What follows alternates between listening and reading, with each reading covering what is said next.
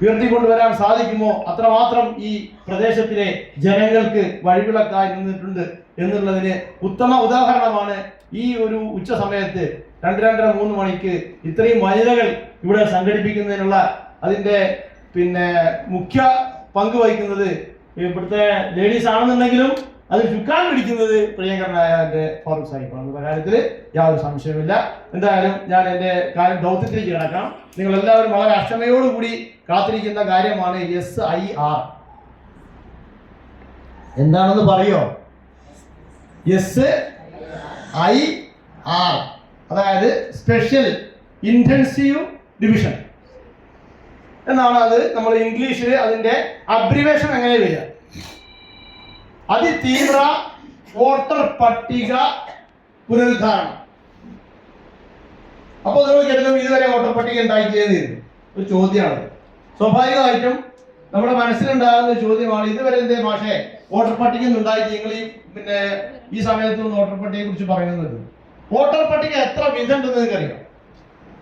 Voter പട്ടിക നിങ്ങൾ കണ്ടിട്ടുണ്ടോ? വോട്ടർ പട്ടിക കണ്ടിട്ടുണ്ടോ? പല പട്ടികയും കണ്ടിട്ടുണ്ട്. ആദ്യപട്ടിക കണ്ടിട്ടുണ്ട് അല്ലേ? സ്കൂളിലൊക്കെ ടീച്ചർമാര് ആദ്യം വിളിക്കുന്ന പട്ടിക കണ്ടിട്ടുണ്ടല്ലേ? അതുപോലെ വേറൊരു തരം പട്ടികയാണ് ഈ വോട്ടർ പട്ടിക എന്ന് പറയുന്നത്.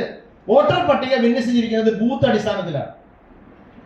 വാർഡ് അടിസ്ഥാനത്തിലും ബൂത്ത് അടിസ്ഥാനത്തിലുമാണ് വോട്ടർ പട്ടിക സംവിധാനം ചെയ്തിട്ടുള്ളത് എന്നുള്ള അടിസ്ഥാനപരമായ ഒരു വിവരം നമുക്ക് ആദ്യം ഉണ്ടാവും.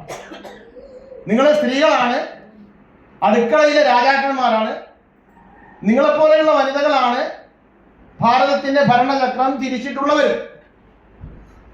അതുകൊണ്ട് തന്നെയാണ് 50% സംവരണം വനിതകൾക്ക് തദ്ദേശ സ്വയംഭരണ സ്ഥാപനങ്ങളിലെ തിരഞ്ഞെടുപ്പിൽ ഒരുക്കിയിട്ടുള്ളത്. അപ്പൊ സ്ത്രീകൾ എന്ന് പറയുന്നത് വെറും കഞ്ഞിയും കറിയും ഉണ്ടാക്കാനുള്ള ഉരുപ്പടികളല്ല. പണ്ടൊരാൾ ചോദിച്ചു, വൈഫ് എന്ന് പറഞ്ഞാൽ അതിന്റെ പൂർണ്ണരൂപം എന്താ അറിയാൻ പറ്റുമോ ചോദിച്ചു. Wife, WIFE. വൈഫ് എന്ന് പറഞ്ഞാൽ അയാൾ എന്താ പറഞ്ഞത്? Wonderful instrument for enjoyment. Wife ആണോ? ഹലോ, നിങ്ങളൊന്നും ഉണ്ടാത്തത്? നിങ്ങൾ ഇങ്ങനെ ഈ പാറ പോലെ ഇന്ന് വടി നിങ്ങളുടെ ഇരുന്നിട്ട് കാര്യമില്ല. നിങ്ങളൊന്ന് ഫ്ലെക്സിബിൾ ആണ്. Please all of you stand please. എല്ലാവരും കയ്യിലുള്ള സാധനങ്ങളൊക്കെ താഴെ വെച്ചാണി. മൊബൈൽ ഫോൺ ഇങ്ങനെ കൈ പിടിച്ചിരിക്കേണ്ട കുട്ടികളൊന്നും കൊണ്ടുപോകുന്നില്ല. ഭർത്താക്കന്മാരിപ്പോ അവരുടെ ജോലിയിലാണെങ്കിൽ വൈകുന്നേരം 4 മണിക്ക് ഫ്രീ ആവുള്ളൂ.